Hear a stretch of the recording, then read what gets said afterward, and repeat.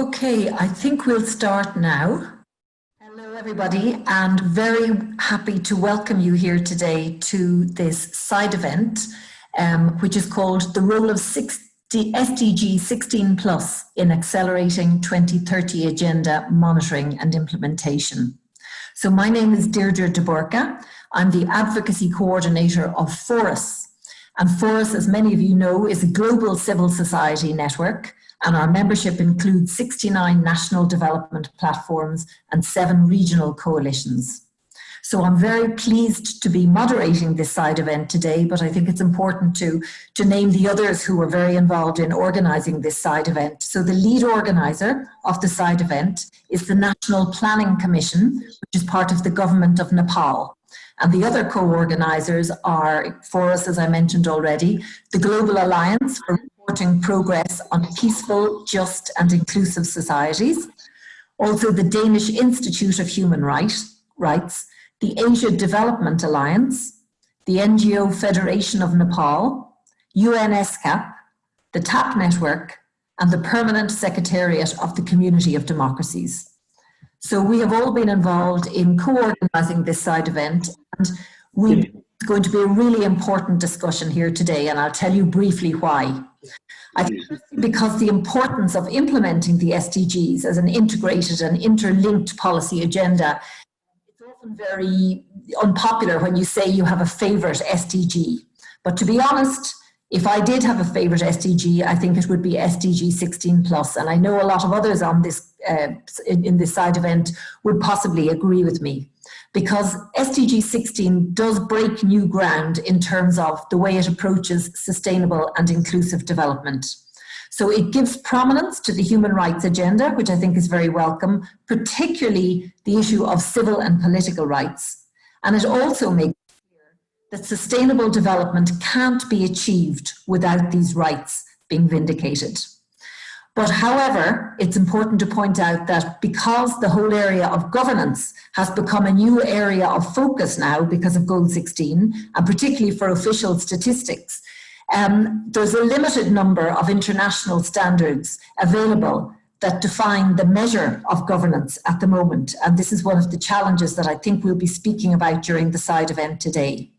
So this means that when statistical offices are looking at and trying to produce governance data, they've little experience in this area or in establishing the type of inclusive systems that are needed to monitor and to report on governance, peace and security. And really there has been a missed opportunity to date where using data and information is concerned, particularly linked to Goal 16 plus, to include data from other relevant reporting processes, so including human rights mechanisms such as the UPR processes, to report on issues related to peace, justice and inclusion. So Forus and its members are very clear, and we hope to discuss this today, that citizen-led and citizen-generated data also needs to be explored and recognised by governments. So we do, Forus, prioritise Goals 16 and 17 in its advocacy, and in the official HLPF review process that's going on at the moment, Forus and its members have done a lot of advocacy around having Goal 16 reviewed every year by the HLPF in the same way that Goal 17 is. We believe this is essential, and we hope that this is something that the UN member states will agree to in the coming few years. So finally, I think I will mention that we're going to be launching our Forus Goal 16 report today, and we've mentioned this report to a lot of you who are on the call. The name of the report is Realising the Potential of Goal 16 of the 2030 Agenda to Promote Civic Space. We're very excited about this report. It contains 18 civic space case studies that were submitted by our different national platforms around the world, and we hope to, as I say, present this report to you later, and my colleague Jasna Mohan Singh from ADA, who co-produced the report, will say a few words about it later. But I want to move quickly on now to introducing our excellent panellists for today, and we're very lucky to have a range of different panellists, the first of which is Minister Bahadur Shahi from the National Planning Commission, the Government of Nepal. We also have Jitram Lama who's with the NGO Federation of Nepal. We have Priya Sood, UNDP, the Global Alliance on Goal 16+. We have John Romano from the TAP Network. We have Kirstina Helland Strandby from the Danish Institute for Human Rights. We have Hitomi Rankin from UNESCAP. We have Patricia Galdames from the Permanent Secretariat of the Community of Democracies. And we have Jasna Mohan Singh from the ADA, who's the ADA Regional Coordinator, and she will speak last. So I'm going to start by introducing our first speaker, we're going to start with more of a global overview in terms of Goal 16+, and then we'll move to the national context of Nepal in particular, where we'll ask the representative of the National Planning Commission and the NFN to actually present to us the national context in Nepal, where Goal 16+ is concerned.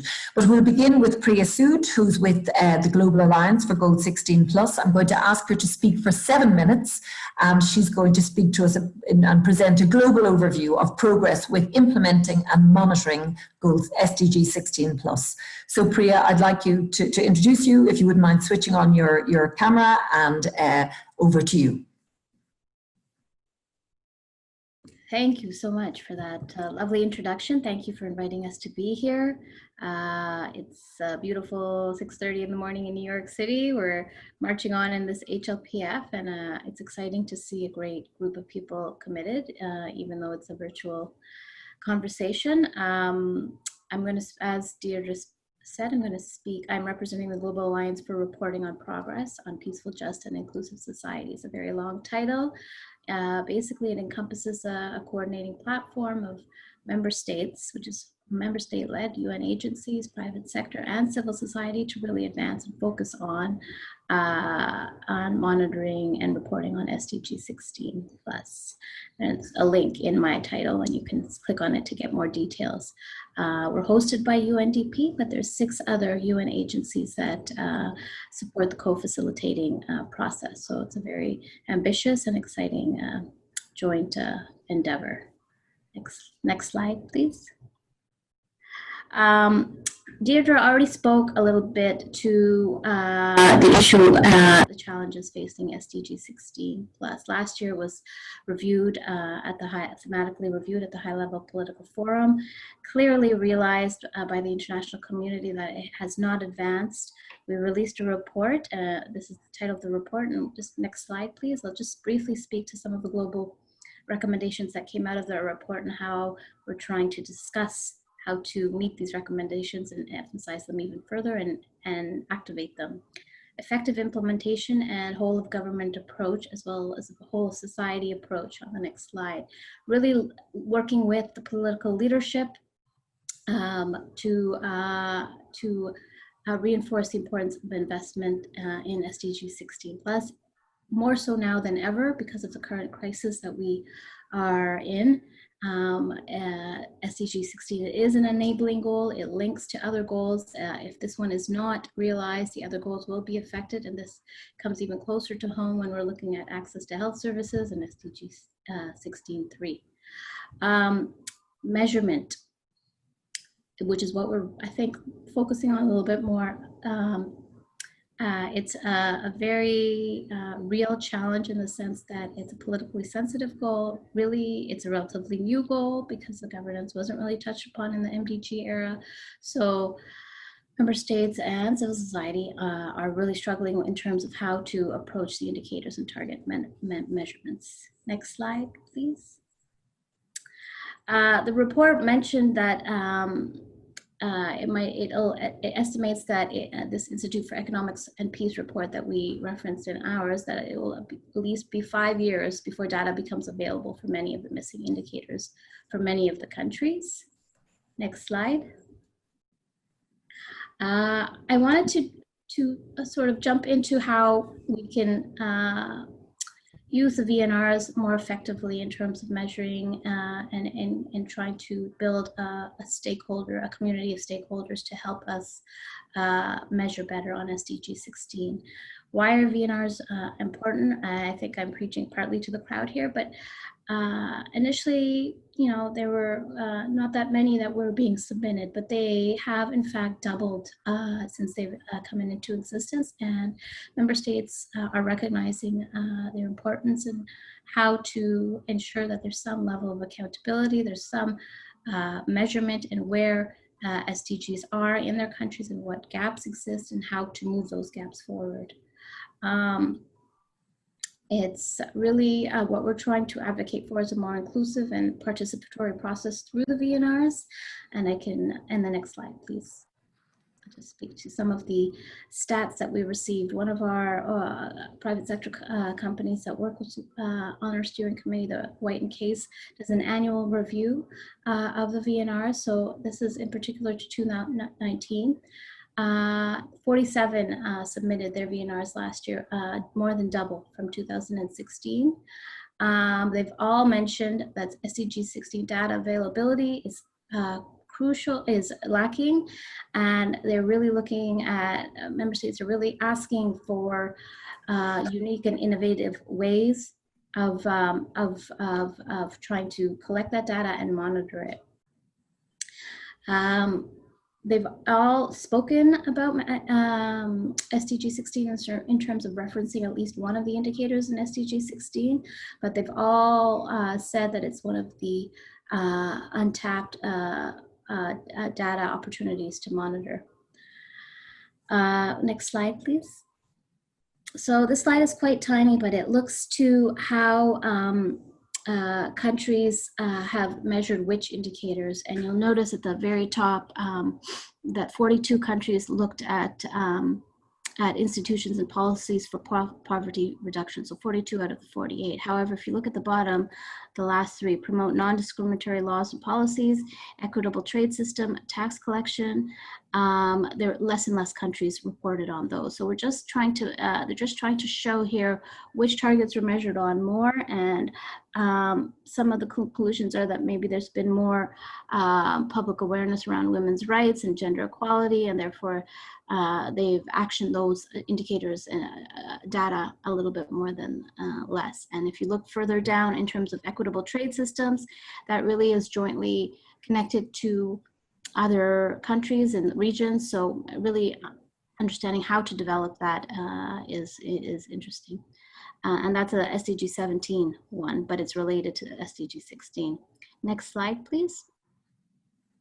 Here again, it's showing that 97% of 97.87% submitted a measurement or a target on all forms of discrimination in education. You'll see violence against women and girls again, women's participation in leadership. And again, if you look at the least reported target, safe public spaces, that's a disconcerting one, as we all know, and it's very much related to the report that Forus has put out with ADA on civic spaces. What does that mean, and why aren't countries reporting on that, and where is the sensitivity around that? We all recognize there is a sensitivity around that, and so looking that a bit further is important, and it's great that this report has been put out. Next slide, please.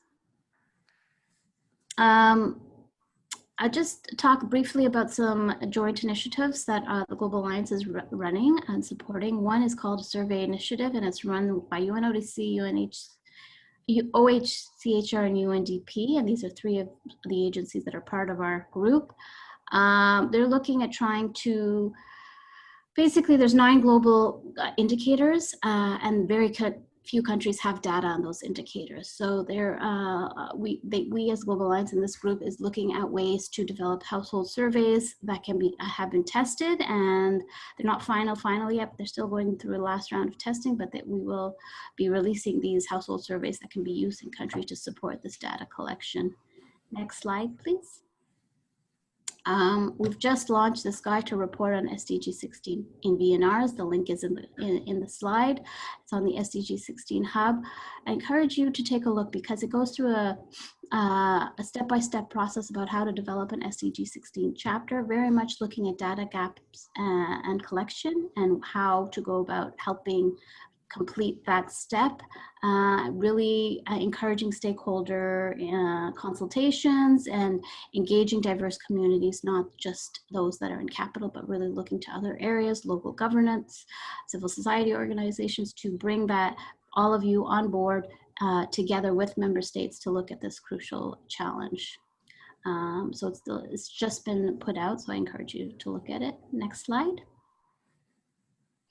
The Priya group, if you don't know, has a handbook on governance statistics that was released in March. I must be honest with you, it is quite dense, but super helpful. And there is a plan to put out some summary sections for each chapter of this handbook that's outcoming this fall by UNDP and the Priya City Group. So we encourage you to take a look at this resource. And the next slide. I just wanted to encourage you to sign on to the SDG 16 Hub, because several of these resources can help you start the discussion. Also, we'd be happy to link up to the report that was just put out by Deirdre, by Forus and EDA. But I encourage you to sign on, because we are creating a sort of open space SDG 16 monitoring group, really focusing on data and monitoring of SDG 16 from a human rights angle as well. And this is coming out of a workshop that was developed, that was implemented in February, where I met Deirdre actually for the first time. So I encourage you to join that space, and we hope to start some discussions as we move forward over this next year, especially in this current reality where we can't meet face to face. At least we can continue this conversation. Thank you. I'll end there. Hope that wasn't too fast. Priya, thank you very much. From my point of view, it wasn't too fast at all, because we have quite a few speakers, so you were very prompt, and thanks for that and for the very interesting overview of the work of the Global Alliance. I'd like to move on now to the next speaker, who's John Romano from the Transparency, Accountability and Participation Network, and he'll be speaking about the key roles of spotlight reporting and follow-up of VNRs in Goal 16 Plus monitoring and implementation. So over to you, John. Great, thanks a lot, Deirdre, and thanks to all for joining wherever you're joining from today. As Deirdre mentioned, my name is John Romano. I work with the Transparency, Accountability and Participation Network, or TAP network for short.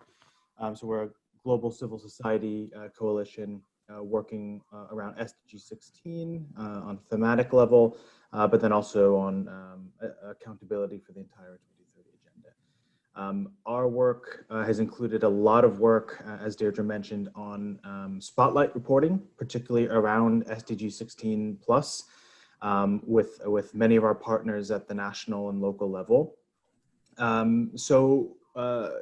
We've done a lot of work to help guide partners on how to do this spotlight reporting, taking stock of the experiences with spotlight reporting over the past 4 or 5 years or so, since 2015. And one of the resources that we just launched this past month, we launched a report with GIZ, basically taking a look at spotlight reports on SDG 16 and comparing them with the VNR reports on SDG 16 from the past 2 years. It's an analytical report that does a side-by-side analysis of both types of reports. And as Priya mentioned previously, what we're really trying to encourage is a process in countries where the VNR reports are synonymous and work together with civil society and these other spotlight reports that come from civil society.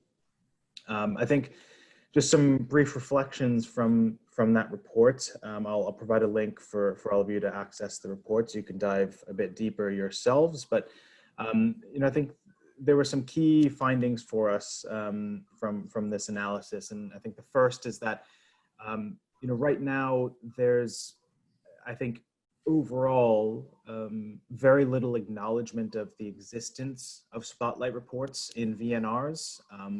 Let alone many efforts for the VNRs to actually take the reflections from these spotlight reports into account in the actual VNR report. And I think this needs to be improved upon going forward. I mean, this needs to be a more collaborative approach, and these spotlight reports need to be recognized by governments themselves. And have governments actually work with them. And I think, oftentimes we hear governments respond to spotlight reports by, saying that, it's often seen as a naming and shaming exercise where civil society is just going to be critical of the government.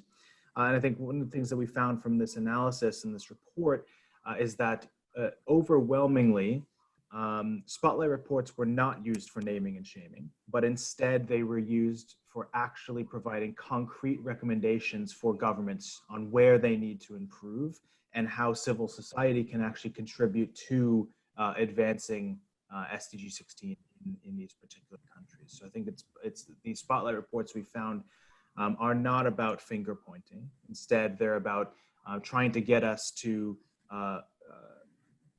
fulfill some of the gaps where governments may be lacking in particular.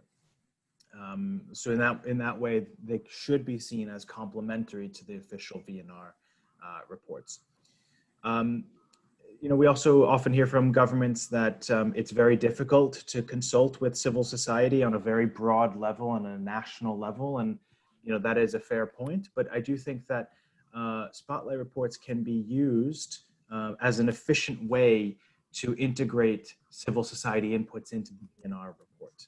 Oftentimes we found that, overwhelmingly again, that spotlight reports were put together in coalitions at the national level. So they were put together by coalitions of civil society organizations that came together to provide this analysis and these reports. So I think it's a really efficient way for governments to really take up civil society inputs in the cases that they do have challenges in doing so.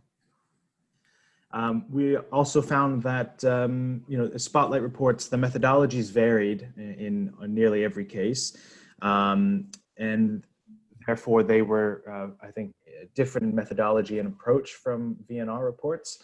But we did find that data gaps were ever-present challenge for VNRs and spotlight reports. This is going to be a recurring theme, I'm sure, throughout today's discussion and over the years ahead. But we did see that spotlight reports did take into account non-official data sources. So as Deirdre mentioned, the citizen-generated data, survey-based data, and I think the spotlight reports in that sense can really help put our finger on the pulse of how people are experiencing progress from many levels and reaching grassroots groups as well. One final point is that, again, spotlight reports focused on the recommendations to governments on what needs to improve. And I very much think that as part of the VNR process, that's exactly what we're hoping for from the VNR process, is that government should use this as an opportunity to take stock of where we are on progress in a particular country, and then make commitments on what it is that they're going to do to overcome some of these challenges or make progress towards some of these difficult issues. And so that's what we want to see more of in the VNR process is the recommendations, the commitments by governments to actually do better around the issues where we may be lacking in progress. And one final point, Deirdre mentioned that we also work on what happens after the VNR report. This is just as important as what happens leading up to the VNR and reporting, is what governments do to implement, and again, how do we improve progress?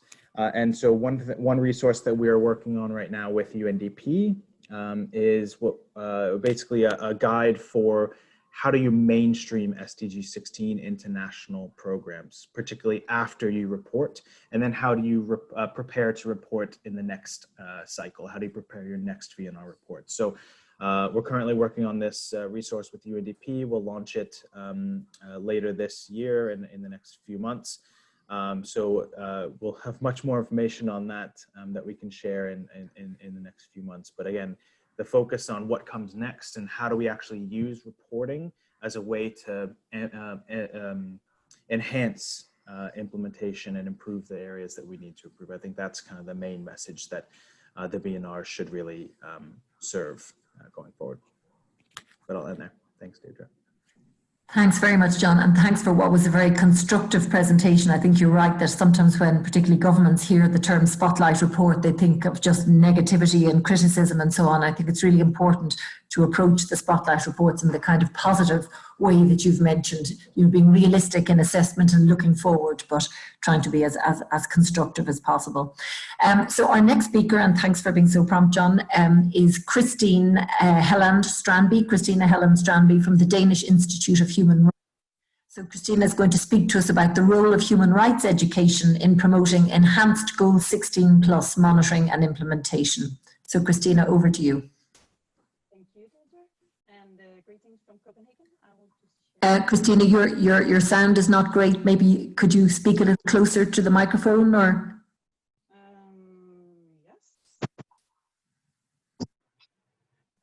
Yes. Is it better? That sounds much better, yeah. That's good. So, can you see my slides now? Yes, but your sound still isn't great, so if you can speak close to the microphone, but your slides are perfect. Okay, I'm not sure exactly what to do. I hope the sound is okay. Yeah, that's a bit better. Okay, perfect. Okay, so yes, I am Kirstina from the Danish Institute for Human Rights. And as Deirdre said, I will speak about the role of human rights education to enhance Goal 16 plus monitoring and implementation. And I will focus on a specific tool that we have developed to monitor human rights education under Target 47. So just to begin with, the link between SDG 16 plus and human rights education. We really believe that the learning about human rights is key in building peaceful, just, and inclusive societies, and that education must seek to empower, not least those who are left behind. So in that sense, human rights education is very important, also for 16. And also states are accountable for human rights education implementation, also in relation to various target groups. And also, not least, that there's also a data gap when it comes to human rights education, the component on human rights education under Target 47. And if we zoom in here on the graphic, it's not that clear when we zoom in, but we also see here the culture of peace and nonviolence in relation to peaceful societies. We see education on human rights and gender equality, and also here on the promotion of global citizenship. And I would also add non-discrimination when we're talking about also inclusive society. If we look at the recommendations from the UN human rights systems, we can also see a great number of recommendations linking up to specific Target 47. There's a lot when it comes to children, women, and girls, you can see, but there's a lot of target groups mentioned. And when we zoom in, our tool is specifically zooming in on primary, secondary education and teacher training. We also see a number of recommendations for this area. I will just briefly introduce a more general perspective on our tools and on the SDGs and human rights that the Danish Institute has been working on for a few years now. And it's very specifically working on this alignment of human rights data monitoring, reporting, and the SDG implementation, monitoring and reporting. And if you see the picture here with the tools, we have on top some more general tools linking the Sustainable Development Goals with all the human rights instruments, and also the Data Explorer. We can look specifically into each country recommendations. If we look at the two at the bottom, the Indigenous Navigators Tool Database, and then the SDG 47 Human Rights Education Monitoring Tool, we're looking at specific target groups. And this is also to introduce, I'm going to zoom in on the 47, but it's also to introduce this methodology that could be used on other target groups as well. for instance, human rights defenders would be highly relevant in this case as well. And it is building on the Office of the Human Rights, the Office of the High Commissioner's methodology on human rights indicators that focuses on structural, process, and outcome indicators. We're also looking at specific or alternative data sources. So, for example, with the human rights education tool, we are looking at specifically to have national human rights institutions to provide the data. And for the Indigenous Navigators tool, it's also looking specifically at local communities and other relevant actors. So to zoom in on the specific 4.7 tool, this is the platform that is online but not launched yet. So for now, the pilot is going on and the data will be available in September. But this will be a website where you can browse the data that will be available in the tool and compare. And for now, we have national human rights institutions, primarily from the African region, providing data during the next couple of months. So the setup of this tool is, it also builds on a very inclusive workflow. So you can create a survey, everyone can become a respondent, and you can fill in several questionnaires, surveys, which also means that you could do national, but you can also do subnational respondents. And you can invite co-respondents, colleagues, it could also be external in partnerships responding to these questionnaires. You can invite a reviewer, and that is not mandatory unless you want to publish the data, then you have to have someone review the data. The data remains the property of respondent and is only published if it's consent. And then we will also, there will be an administrator validating, so there's no sensitive data submitted before we publish into the database. If we zoom in on the specific tool, you can see here, this is the human rights education tool. We have 5 domains, so policy domain, curricula, teacher education, student assessment, and learning environment, which also links up to the target 4.7. And each question is also disaggregated into educational levels. You can see here, they click for the answer. It's provided guidance and also guidance for data sources. So where would you be able to find an answer? And then there's also a link to human rights standards and mechanism for each indicator. So you can scroll down and see, so this is a general comment, for example, that I'm showing here, that if for the monitoring that you can link each indicator and each answer to other reporting bodies. It's also, you're provided with like a dashboard, an overview of how you're doing while you're responding, and also you get a final report at the end. And this is also, so you're able to, or the respondents are able to use this in more advocacy work, or also in, for example, in VNR, other reporting mechanisms. And you can see here we provided with charts. So for example, with the domain score in general, I zoom in on the curricula, so 1 domain for each indicator here. And then we also have domain scores across the educational levels. So this was a very brief introduction to our tool, but please reach out if you have any questions. Thanks very much, Kirstina, and really thank you, and thank you to the Danish Institute of Human Rights for the amazing tools that you make available very widely to anybody who's interested through your website. I know you've done a mapping of human rights, the various human rights conventions and treaties and so on, onto the SDGs, which really helps those who maybe aren't so familiar with the whole human rights treaties and so on, to become aware of exactly the links between the extent to which those commitments to human rights are embedded in the SDGs themselves. So thank you for that presentation, Kirstina, and we may have some questions for you afterwards when we open up for discussion. But we'll move now to our next speaker, who is Minister Bahadur Shahi from the National Planning Commission in the Government of Nepal. And we're very honoured to have the speaker with us today to speak about the efforts of the Nepalese government to promote the acceleration of Goal 16+ monitoring and implementation in Nepal. So over to you, Mr. Shahi.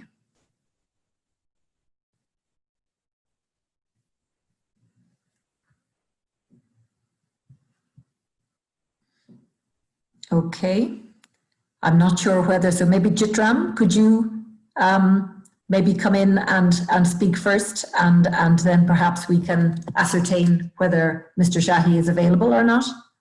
Hello. Can you hear me, please? Yes. Thank you very much, dear Thank you very much, dear Madam.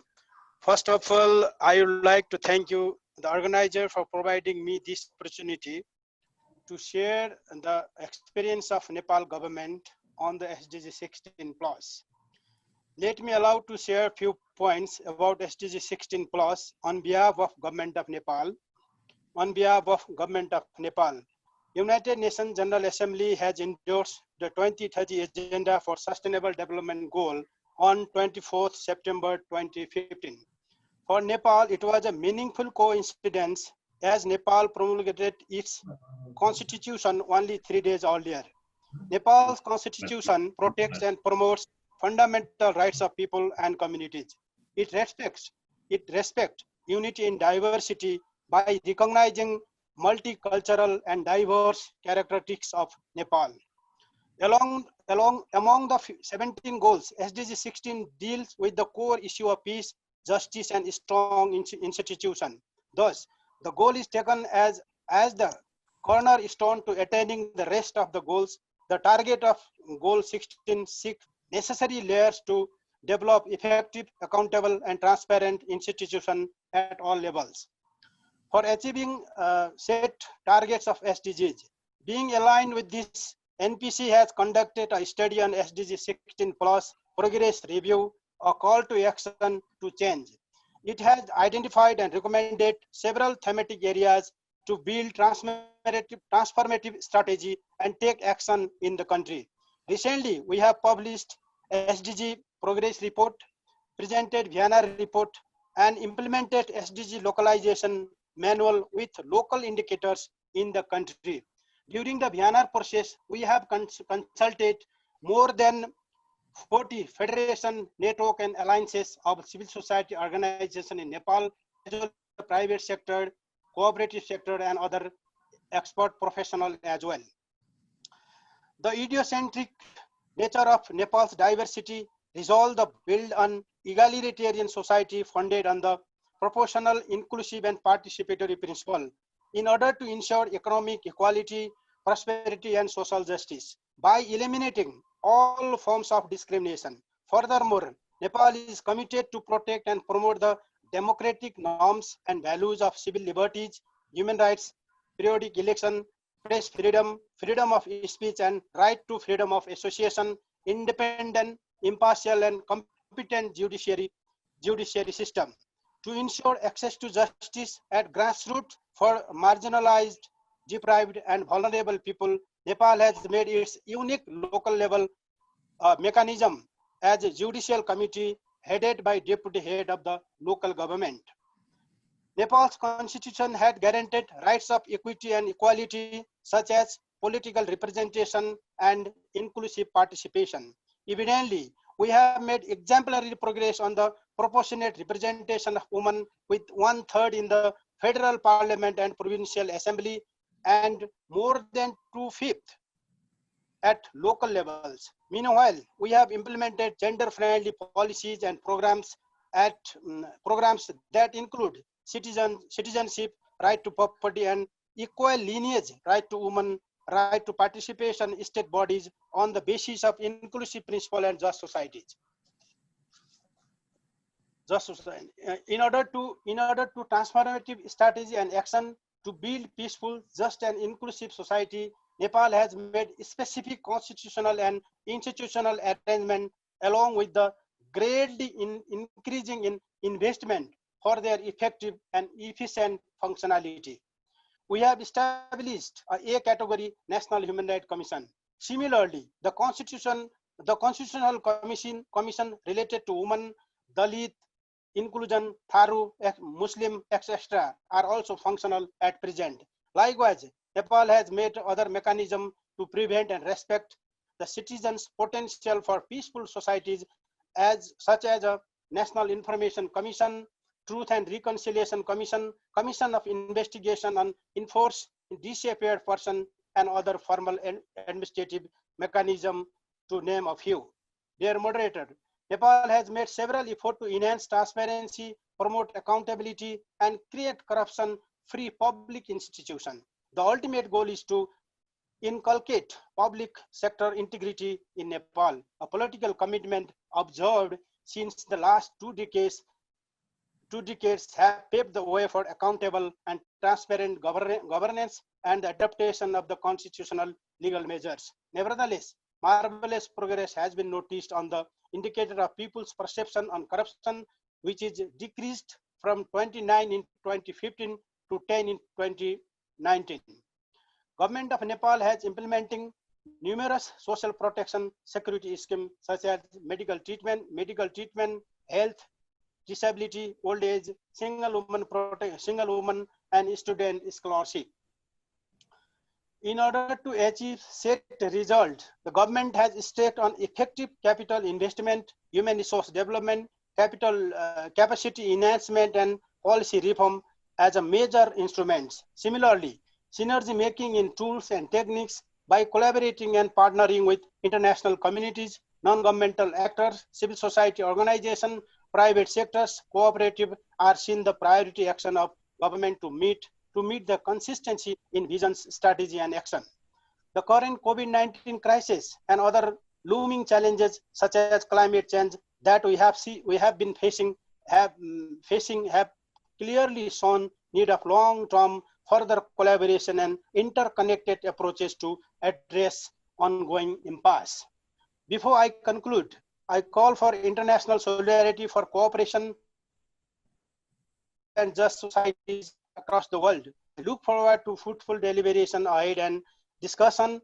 I hope that we can chart action that will be valuable to those who need it the most and fulfill the overarching goals of leaving no one behind and reaching the farthest behind first. I thank you all. Thank you. Thank you very much, Ms. Shahi, for what was a very wide-ranging description of the attempts that the Nepalese government is making to prioritise Goal 16+. And thank you very much for sharing that information with us. The next speaker now will complement your presentation, because the next speaker is going to speak about the role of Nepalese civil society in promoting the acceleration of Goal 16+ monitoring and implementation. So I'd like to invite Jitram Lama to speak for 7 minutes, and we are running a little over time, so Jitram, I would ask you to just be sure to stay to time. So over to you, Jitram. Thank you, Ms. Moderator Deirdre. Government representatives, UN representatives, CSOs, media, and other delegates of this side event. First of all, on behalf of NGO Federation of Nepal and Nepalese Forum and entire Nepalese civil society organization, would like to welcome all of you again and thank you for providing this opportunity to be one of co-organizer of this important HLP of 2020 side event. I have pleasure stating that we have been able to organize this event with National Planning Commission of Nepal as a lead organizer and other co-lead organizer. I thank the National Planning Commission of Nepal for this initiative. SDG 16+ consists of goals and targets that are essentially the issues that CSOs are more concerned about. Accelerating and achieving SDG 16 as well as SDG 5, SDG 10 and other SDGs need CSO engagement. Not only that, CSO's contribution, monitoring and are essential for these goals. In this sense, CSOs and SDG 16 are integral. In case of Nepal, NGO Federation of Nepal has played a vital role to create common platforms for interaction among government institutions, UN agencies, other development partners, major groups and other stakeholders such as indigenous peoples, persons with disabilities, the sexual and gender minorities, Dalits, Madhisi, Muslims, women and girls, youths, children, senior citizens, and marginalized communities. In creating a synergy, we established Nepal SDG Forum, a common shared platform to implement the SDGs in Nepal. Major role of this forum is on awareness raising, orientation, and capacity building, mainly of CSOs, so that they can make an informed and meaningful engagement for SDGs. Besides this, we have made publication on SDGs, including both English and Nepali language. We have been producing knowledge and advocacy messages emphasizing the human rights, transparency, accountability, and institutional capability as an enabler of SDGs. As we attempt to integrate human rights in development efforts, we have been emphasizing on implementation and monitoring of SDGs from human rights prospects. Even at present, Nepalese CSOs are representing in Human Rights Monitoring Network led by National Human Rights Commission. We have been assessing how the COVID-19 pandemic will affect human rights situation, especially SDG 16 in Nepal. We are focusing that human rights-based approach to SDG can help a lot to leave no one behind. As we participated on VNR process in 2017, but Nepalese civil society has been engaged more effectively in 2020. In a participative and collaborative way, Nepalese civil society organizations have published Civil Society Spotlight Report on SDGs by including civil society perspectives, assessment of progress and achievement, indicating gaps and challenges, and making recommendations and call for actions to achieve 2030 agenda. The recommendations were submitted to Government of Nepal, and Government of Nepal incorporated our concern on government VNR as possible. This is noteworthy that government led by National Planning Commission has been conducted consultation among all stakeholders in preparation of the current VNR, and Government of Nepal recognized CSOs in official delegation team for VNR presentation. In this regard, as a delegate member, I would like to thank Government of Nepal, especially Vice Chair and member of and other entire team of National Planning Commission.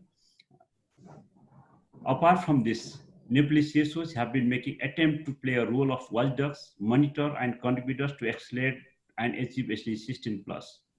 Efforts are continued to provide complementary data and information while providing critical inputs. As necessary, Nepalese CSOs have been making advocacy campaigns, dialogues, and putting pressure to seriously consider inclusion, justice, human rights, and good governance, and above all, leaving no one behind in the SDGs. We, Nepal SDG Forum, is a recognized CSO platform, is facilitating all the progress, organizing national and international events such as People's Assembly, SDG 16+ Forum, SDG Action Campaign, and SDG localization activities across the country with innovative solutions and practice to achieve 2030 agenda. Nevertheless, CSOs and governments should work with the new work creatively and with increased effectiveness. For this, our collective efforts will be necessary. I thank you all for your patience. Thank you very much, Jitram, for a very good, succinct presentation, but also one that really highlights the extent to which civil society in Nepal is complementing and working with the government to try and achieve the implementation of the SDGs, and particularly SDG 16. So moving on now to our next speaker. Our next speaker is Hitomi Rankin from UNESCAP, and Hitomi is going to provide us with a regional overview of progress from the UNESCAP region in terms of accelerating the monitoring and implementation of Goal 16+. So over to you, Hitomi. Thank you very much, Deirdre, and thank you to all participants for your attention. I would like to congratulate Forus for its work in the Global Partnership, and I would like to recognize Minister Shahi, other government representatives and other speakers, and for the excellent presentations. Really, I'm very appreciative. So my name is Hitomi Rankin. I work with ESCAP, covering the Asia Pacific region. I focus on sustainable development, technical assistance, and policy advocacy and stakeholder engagement. And I'm part of the team which is responsible for sustainable development processes for the Asia Pacific Forum on Sustainable Development and the follow-up and review of the 2030 Agenda, including around the VNR processes. And as part of this work, we have undertaken to provide goal profiles around each of the SDGs. And the Goal 16 profile was produced in coordination with and in close collaboration with other parts of the UN system, including UNICEF, UNDP, Human Rights, ODC, and was shared at the 2016 APFSD. And I'll provide a few highlights from that and then provide some commentary. So just to point out where we are doing better, right? So we do see that there's a reduction in the number of external conflicts, although we have heightening geopolitical tensions. We also see a reduction in homicide victims, yeah, the numbers overall. And we see that we have improvements in coverage of legal identities, including birth registration. And this is a key area for SGAP colleagues in the statistics division. It's been the focus of a very successful campaign, right? Now, we kind of all have a sense of where we're doing worse, right? Terrorism, insurgency, political instability. We have children and adolescents who are particularly vulnerable to violence in the region. And over a third of our women face sexual violence. And over 7 out of 10 have experienced physical discipline or psychological aggression. This is based on data from 21 countries. So just these figures alone kind of tell you the scope of SDG 16 and the kinds of issues that we need to monitor. And these figures, worryingly, we know are likely to have increased in the time of COVID, right? So we have shared concern around, and this is supported by the data, around the limited improvements and erosion in the rule of law and protection of human rights. Public access to information and protection of fundamental freedoms needs to be properly implemented as legislated. Abuse, exploitation, trafficking, and all forms of violence against and torture of children continues. We have corruption and bribery, restrictions on civic space. And Asia and the Pacific as a region has the highest number of journalists murdered, as well as the highest numbers of unsentenced detainees. We also have the concern that the perception of public sector corruption is increasing and the participation of business in corruption is high. So it's about 23% of businesses that have participated in corruption if we look at the form of bribery alone. Yeah. So if we look at other forms, the figure may be different. So if we do have these issues, we know what they are, right? Now, when we look at the monitoring needs and the actions that are needed, we need to acknowledge the times that we're in. And I just wanted to pull back a little bit to look at that. So the first thing is that the COVID crisis lays bare the need for commitment to Goal 16, right? This is really, really critical, okay? Secondly, the awareness around systematic discrimination is being reviewed, right? It's increasing across the world, and it's a point at which we can, as those who are interested in supporting SDG 16 implementation, really pay attention to the kinds of issues which are raised and the entry points for opening the dialogue. We're also in a situation where inequality is deepening, so indeed it's the moment for action on Leave No One Behind. 4, the issue of youth, right, is really, really important. So we have a generation of youth who are disenfranchised now by the COVID, and the lack of investment in infrastructure, IT in particular, health systems which are failing, and governance systems which are also failing, right? Despite the very, very good efforts which are made by some governments, as we have just heard from Nepal, right? So we have really to look at the context in which we're looking at SDG 16 and how things are changing. And with this in mind, I just make a few comments and you know, being aware of the time.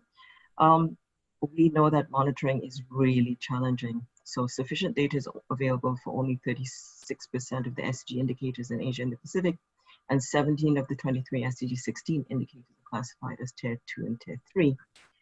And SCAP's joint report with the Asia Development Bank and UNDP has always stressed since 2016, this annual report, that increasing citizen participation, including monitoring efforts, is critical, not just for securing access to more data and better data, but also for building awareness and for increasing civic engagement. And there are opportunities for doing this in a way that we harness and innovatively apply IT. But there's a whole community of young people who are interested in innovation and application of IT, which can be explored. I really would like to stress the need for connecting with young people in particular.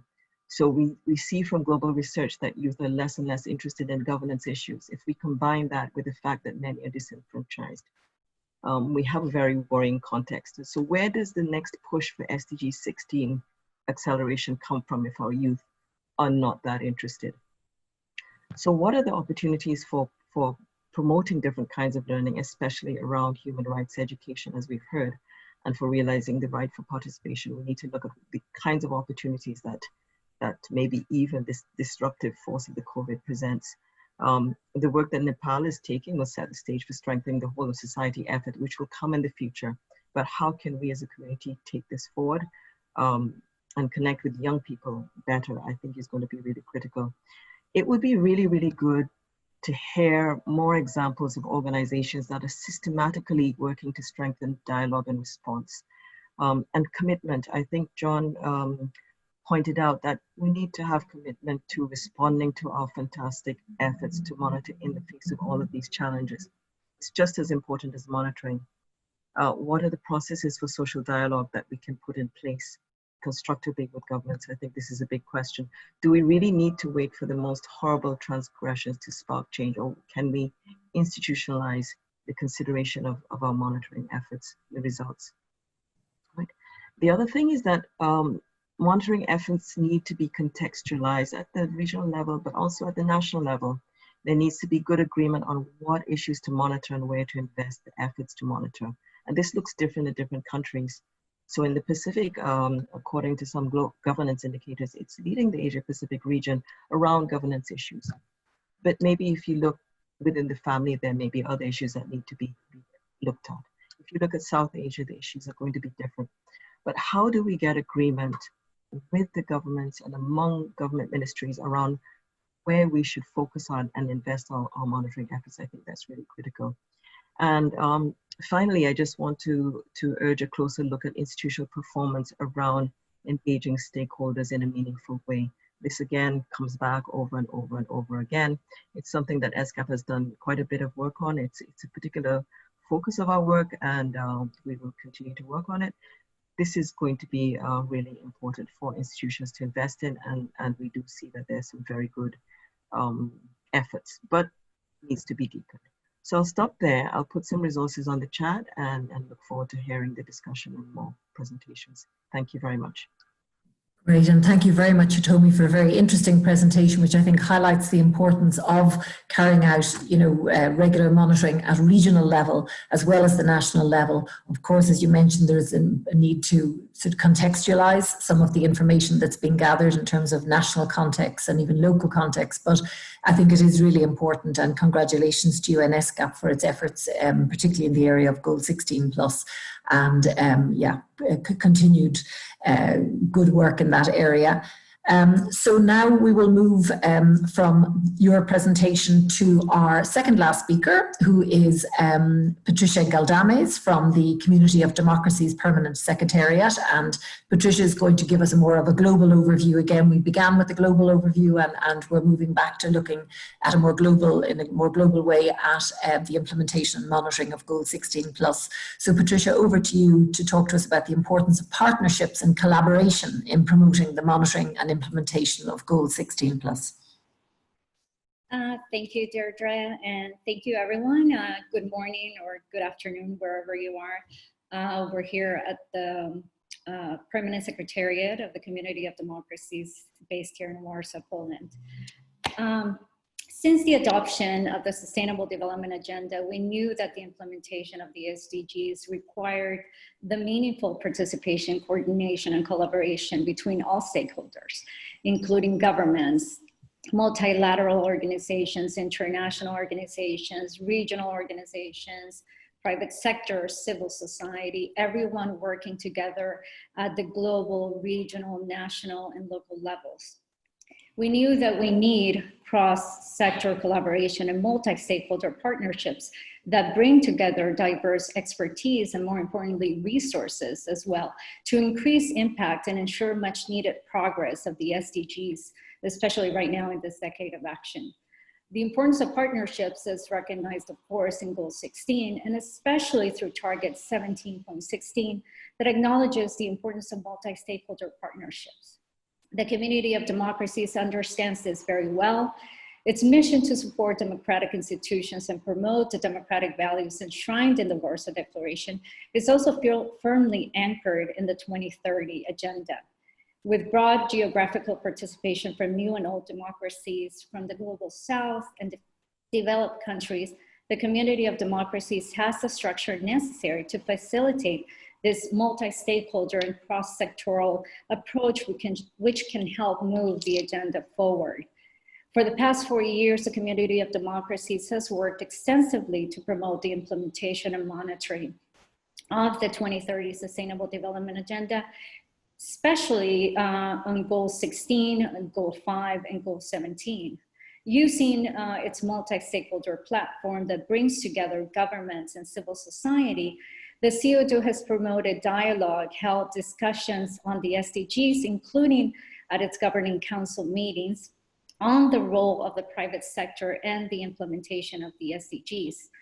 Last year, at the 30th Community of Democracies Governing Council meeting held in June, there was a statement on democracy and the 2030 Sustainable Development Agenda that was passed, which underscored the importance of engaging with the private sector and civil society to further sustainable development.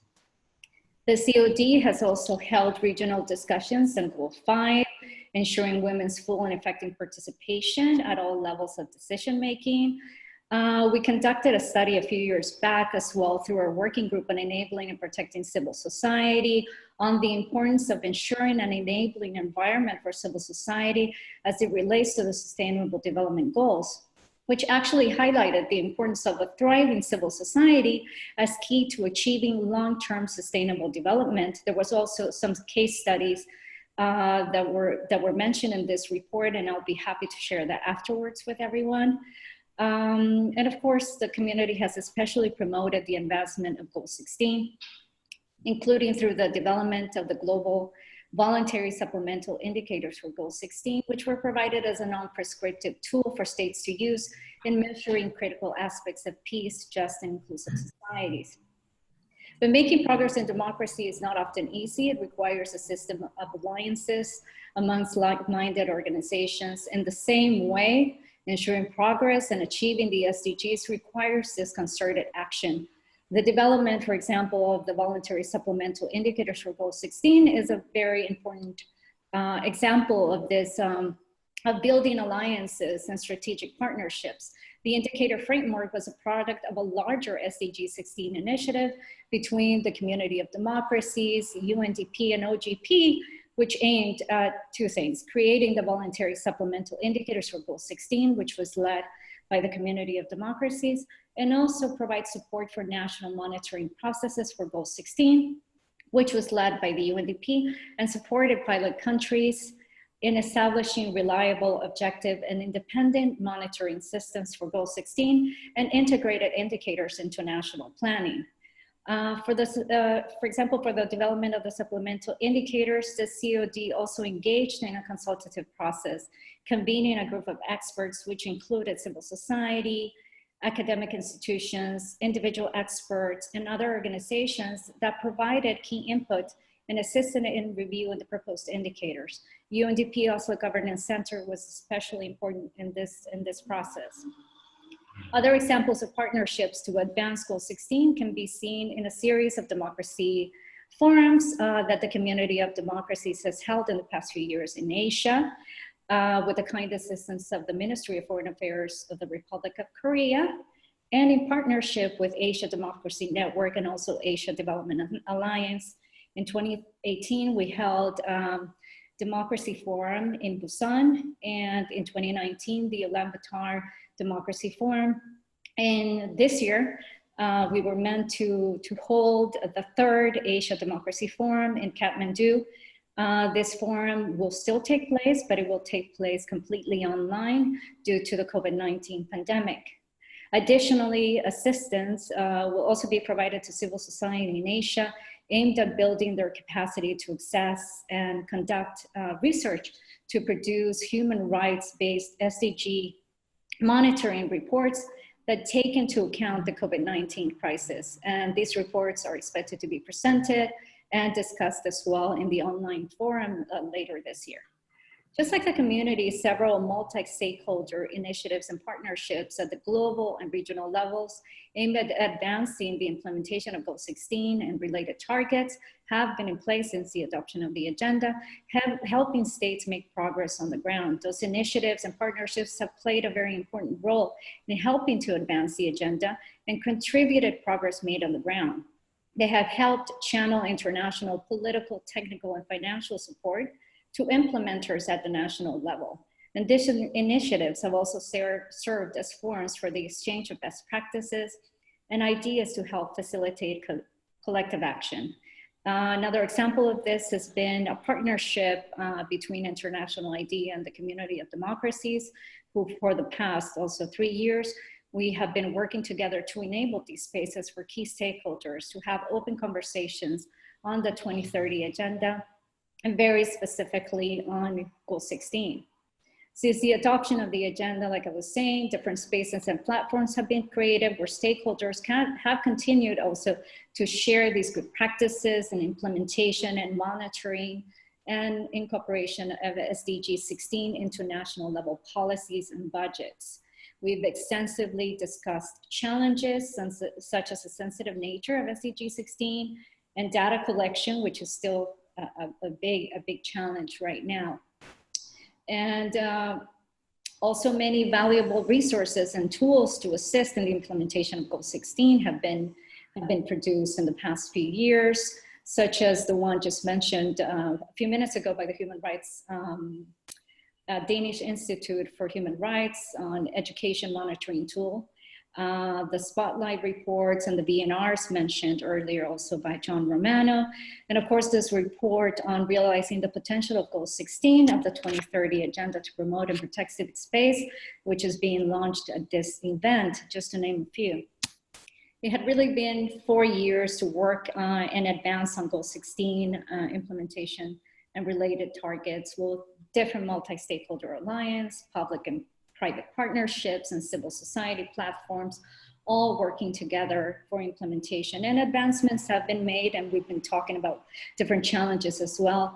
But today we are also confronted with the COVID-19 pandemic, a crisis that has impacted all aspects of public life, putting also democracy at risk and significantly impacting progress made in the Sustainable Development Agenda.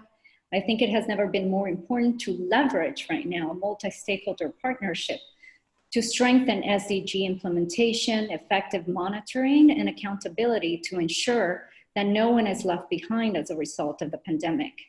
As mentioned recently in the adopted Community of Democracy's 20th anniversary Bucharest Statement, democratic systems of governance built on respect for human rights, strong institutional capacity, transparency, and trust have the best basis to overcome crisis and build back sustainably.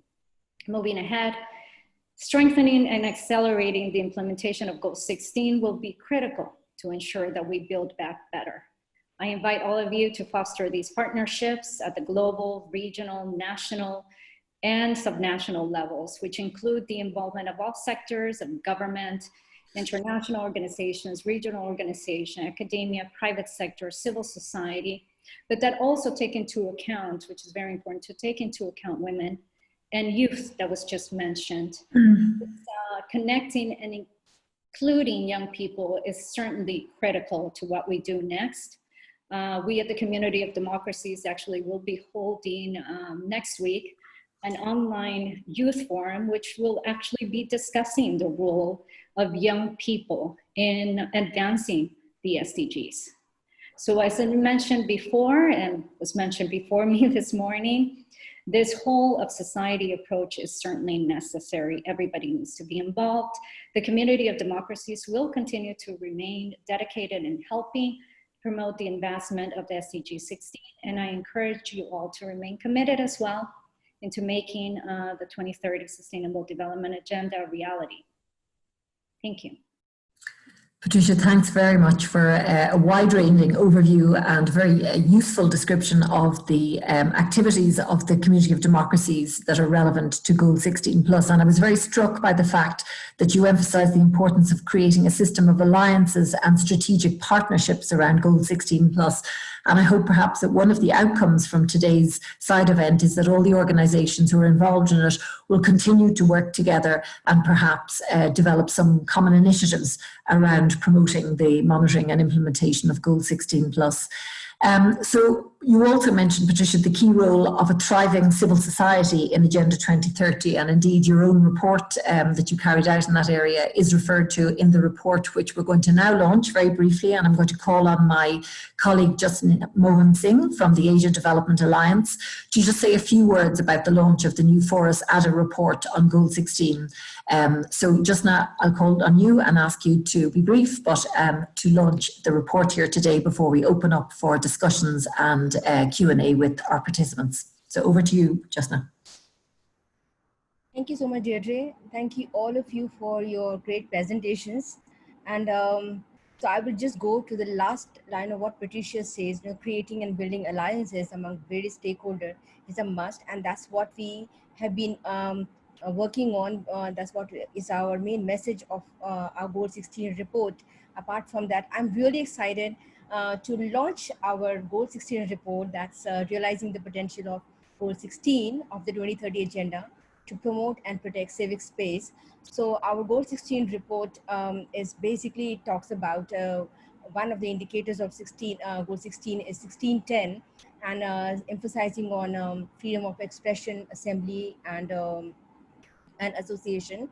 So we have tried to build in our arguments around these three areas, and also we have had 18 countries participating from all over the globe, and they are Forus and other partners. So from Asia we had 5, and the rest of the Forus partners from all parts of the globe. So very happy to release and to talk about this Goal 16 report that is, we are launching. And some of the recommendations that I would really wanted to focus on, that we have been talking about, we have been talking a lot about citizens-led data. So I think this is the time that we go into that and we talk about citizens-led data. And and this report, if you go to the report, you will see a lot of indicators and recommendations proposed by the civil society.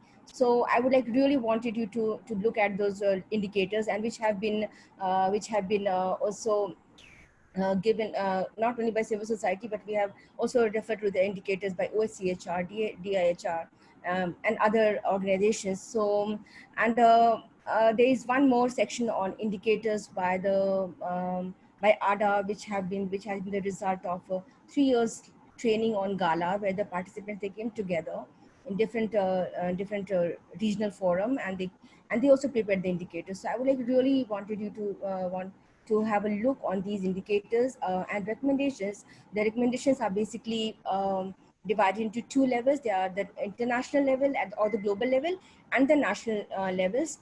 So some of the recommendations, like the international communities, institutions of global governance, donors of development assistance, and philanthropic organizations and foundations should play a stronger role in effort to preserve civic space.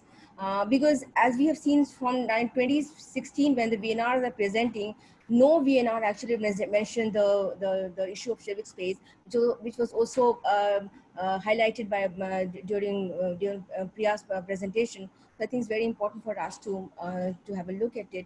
And then we are also talking about the formal space should be established at the international level to facilitate government and other diverse stakeholders, that we have been discussing about creating alliances and building alliances, especially in the context of data provisions of Goal 17 of the SDGs. And human rights and fundamental freedom awareness raising should be strengthened at all the levels. Some of the national, our proposed studies have also they point at the national level recommendations. For example, they have also referred to OHCHR indicators, for example, availability of national policy, legal framework which enable civil society space and participation, existence of independent national human rights institutions, number of amended regulations at the national level, and so on and so forth. So I think these are some of the recommendations. And we also heard from from the minister from Nepal, who was talking about how the establishment of National Human Rights Commission, so which talks about Goal 16. So I really appreciate, and we hope to continue partnership and building alliances, and and work on goal 16, because as we know, goal 16 is the enabler and accelerator of all the goals. So that's one of the reasons for us to do advocacy on. I hope you enjoy reading this this report, and please feel free and please share with all the stakeholders across all the region and among governments, UN institutions, for the private sector and the civil society. So thank you so much. Happy reading. Thank you. Bye-bye. Thank you, Justna, and thanks very much for that endorsement of the report. I'm going to ask my colleague, my communications colleague, just to put the link to the new report, which has now just been launched, into the chat box here for anybody who'd be interested in looking at it. So I'd like to open up now to the floor for any questions or comments or inputs. I'm sure many of you are working in the area of Goal 16 Plus, and we'd love to hear your reactions, your inputs. So I would suggest there's two ways of indicating that you'd like to speak. One is to raise your hand. So you have a little raise hand symbol on the Zoom screen in front of you that you can click on, or alternatively, you can put a question or a comment into the chat box. So over to you now, our audience, our participants, to share some of your own thinking and ideas with us. So I'll wait to see whether I can see a raised hand or a comment in the chat box. And maybe just while I'm waiting for somebody to do so, I might put a question to our speakers, and maybe to any of our speakers who are interested in responding to it. I suppose a key question at the moment for a lot of people would be, how is Goal 16 key to addressing challenges related to COVID-19? So I know some of you did mention COVID-19, but maybe a little more specific response to how Goal 16 could be key to addressing some of the challenges related to COVID-19. So would anybody like to take that question?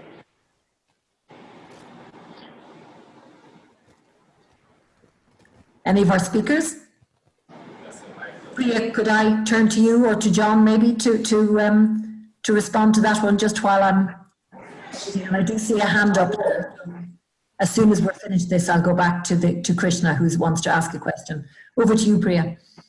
I think part of it is at this point, and I did forget to mention, really advocate for investment in SDG 16 start. So really from an advocacy point of view, commit to reiterating the importance of investing in this goal, but really looking at data disaggregation, like look at ways of taking a human rights-based approach to data to ensure that no one is left behind. So considering that we were not in the best shape before this crisis hit, and I'm talking globally, I think we're in a worse shape, obviously, and how do we build from that and recover from that is really trying to emphasize the importance of incorporating national development plans, ensuring that there's SDG 16 is in national development plans, and really emphasizing that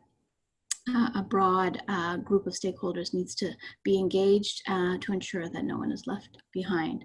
And I can send you a couple of more bullets and a statement that we've put out recently specifically on this. Great, thanks Priya, thanks for that response. John, I might go to you as well if you're interested in responding just briefly to how you think Goal 16 Plus can address some of the COVID-19 challenges. Yeah, I mean, there's a lot to unpack on that side of things. I think, yeah, just as Priya mentioned, I think now is a great opportunity for us to see the SDGs and the response and recovery from COVID-19 through the SDG 16 plus lens.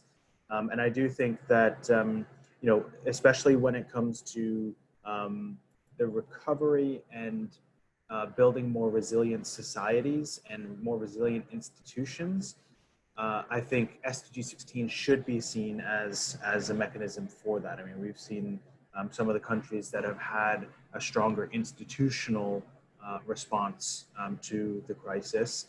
do better because they've had good institutional coordination and good governance at the core of it. As Priya alluded to, there's a joint statement from the global SDG 16 plus community, the big global initiatives that we just launched yesterday. So I can provide a link in the chat that also outlines kind of the next steps, what needs to happen, especially in regards to COVID-19. Great, thanks, John. Okay, so moving on then, I see Krishna has his hand up and would obviously like to make a comment or ask a question. So Krishna, over to you if you want to unmute yourself. So click on your microphone to allow your voice to be heard. Okay. Thank you. Great. This is Krishna. Can you just speak up a little bit, Krishna? We can hear you, but not very well. Yeah, this is Krishna. I'm from Nepal. On behalf of the Local Governance Association, I thank you very much for organizing this sort of very widely discussion forum with very much provocating issues and the things. But I have some maybe clue and question, you know, how to do it in the future, because this is a global agenda and we are thinking about the global partnership. But here again, you know, even our behaviors, we are categorizing the government system and the NGO or CBO categorizing. So unless and until we can break this vicious circle, bring together in wider cover range, you know, sitting together for civil society as well as the government institutions together in terms of resource sharing, you know, support for the capacity building, and bringing all in the same step, so no one can left behind. That is the scenario we are expecting. So I think how this global partnership can work together, you know, by in view of this last 5 years, what I am observing is who are in already, you know, in network, in, you know, in a kind of circle, in a community, they are tapping the resources, they are enjoying. And in the name of no one left behind and minority, this and that, rich and poor, but nothing is happening properly. So why not we as this kind of forum can pressurize to the formal sectors, let's work together, really playing with the real data and helping to the people for humanities, you know. And that is the scenario. How can we build it? So maybe like my institution, in Nepal, we are by constitution, we are responsible for monitoring as well as coordination of the local government's activities in together working with the communities, you know. So this organization is totally neglecting because there is no authority. It is only for monitoring. So monitoring means everybody is dislike. Monitoring do not like. Evaluation nobody likes. So where is the transparency? Where is accountability? Yes. So please, let's make this forum working towards that region. I hope we can work better in future. Thank you. That's great, Krishna, and thank you. I think that was more of a comment necessarily than a question, so thank you for that, a very valid point. I'd like to move now to Kedar Khadka from the Go Foundation. You have your hand up. If you could just unmute yourself, Kedar. So if you click on... Hi, can you hear me now? Yes. Can you hear me now? Perfectly, yeah. Thank you so much for giving this opportunity to put my few words about the SDG 16. So I have just a short query with John and Priya and Kirstina. Anybody can respond my query actually. You see, the global scenario has been changed by this COVID-19. Our movement has been restricted globally, and we have another opportunity to get together through the distance, like this Zoom meeting and so on and so forth. And at the same time, globally, the civic space has been going down. Be it in any part of the globes, many civil society leaders have been feeling and even media has been writing their reports and articles and opinions. The civic space has been slowly going down, and the civic space has captured by the ruling government anyway in the globe. And also budgetary part has been also reducing, and you can take as an example that Donald Trump has taken back the support for World Health Organizations, and the mobilizing funds has been reduced. And we talk much about the collaborating between government and civil society together. Actually, the civic space, or the independent space of the media, slowly taking back by the global government. In this concept, would you still focus or stick on joint partnership and working with the government, or you can have your independent space, fundamental human rights space, independent, and secure that space and support for that initiatives? So I see some in the coming days are not good for the civil society movement in the globe. Okay, so Kiral, if I can just summarize what you seem to be asking, and you've put your question to Priya and to John and Kirstina and anyone else who wants to answer, is that things are getting more difficult for civil society, civic spaces shrinking, and you're asking the question, given how difficult some governments are making it for civil society, making conditions for civil society, is civil society not better off to focus on trying to build that space for itself, rather than focusing on engaging in partnerships and working more closely with governments and others? Am I correct in that? Yeah, for the first sake of the country context, in Nepal, we have a good relation with the government, and we have a joint reporting. We jointly prepared VNR report, and our honorable member has given a good speech, and also a member of NGO Federations. They have put a good collaboration and the continuity of that. But I don't see coming futures that marrying situation will remain in this or not. So that's a very relevant question. So I'm going to put that to Priya or John or Kirstina, whichever of them would like to take that question, just about continued collaboration with government in light of some of the more negative trends that have emerged for civil society. Anybody like to or Patricia, perhaps you spoke a lot, Patricia, about partnerships.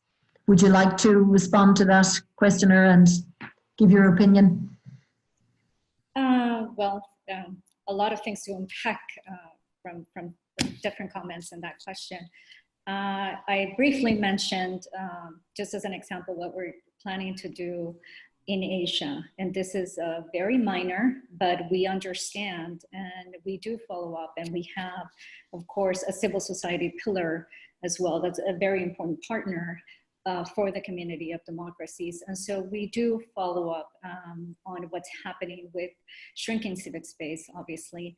And it is because of our understanding of this that we're trying to provide very small subgrants that will be provided to different NGOs, civil society organizations in the Asia region to be able to produce, as I mentioned very briefly in my remarks, to produce this national level reports that will take also into account, of course, what's happening right now with the COVID-19 pandemic. So it's SDG 16 reporting, but within this framework of the ongoing COVID-19. And it's our way of providing some very limited support at this moment to, again, civil society organizations. We're doing this work actually with Asia Development Network. And I believe, if I can find it, I'll send you the link, but I believe there's already a link that Asia Development Network already put in their social media as well. So we're planning to have these reports, to discuss these reports with, again, a human rights focus and within the bigger framework of COVID-19. We're also trying to, of course, we invite civil society to all of our governing council meetings. So we do have this continued discussion about what's happening with civil society, not only through the civil society pillar, but also through the working group on enabling and protecting civil society. One of the members of this working group is ICNL, and ICNL already has a lot of work that they're doing on monitoring this shrinking civic space right now with COVID-19. So it's a continued collaboration that we have and monitoring of what's happening right now with civil society. Okay, great. So Patricia, you're really recommending capacity development of civil society, making funding available to it to sort of increase its awareness of human rights, but also, how to promote an enabling environment for itself. So that's very helpful and nice to hear about your initiative. Kirstina, would you like to respond? And then maybe I'll go to Priya. Yes, thank you, Deirdre. It's a very relevant comment, and it's not that I have the answer for it, but I just want to point to that we're also encouraging, alternative data sources and organizations. So, for example, national human rights institutions are very well placed in this sense, I think, because they also mandated to report on, for example, for human rights mechanisms, and also when it comes to human rights education that I was focusing on. And they're also a state institution. So in that sense, I also want to encourage that that national human rights institutions and human rights commissions are involved and can kind of mediate between states and civil society. Yes, exactly. That was also just an input, because it is definitely a difficult situation. Great, thank you, Kirstina. And obviously that applies to the countries where national human rights institutions are established. But yeah, it's very important not to forget them. They can play a very important role too. Thanks for that, Kirstina. Priya, any comments you'd like to add? I think mine is more, focused on the issue of trust and trust building. And I don't think we should give up on that relationship with multi-stakeholders. So it's great, and yes, civil society needs to empower itself to, of course, advance and speak. But I think the question of trust building is a very slow process, but it's very important. And I heard a quote the other day from a private sector company actually saying that SDG 16 is it's basically making trust accountable. So really trying to trust in institutions, but also trusting in people and relationships and partnerships. And that goal 16 is a way to operationalize goal 17. So by working on goal 16, SDG 16, you're really touching on several aspects thematically and substantively, but how you advance those and how you measure those really has to come from a cross-section of society. So that conversation, even though it's quite fractured at the moment, needs to start at a minute level, one-on-one, really, with your professional not connections, but professional contacts, and how do you build that sense of trust. So it's a very slow process, but still very necessary. And very necessary.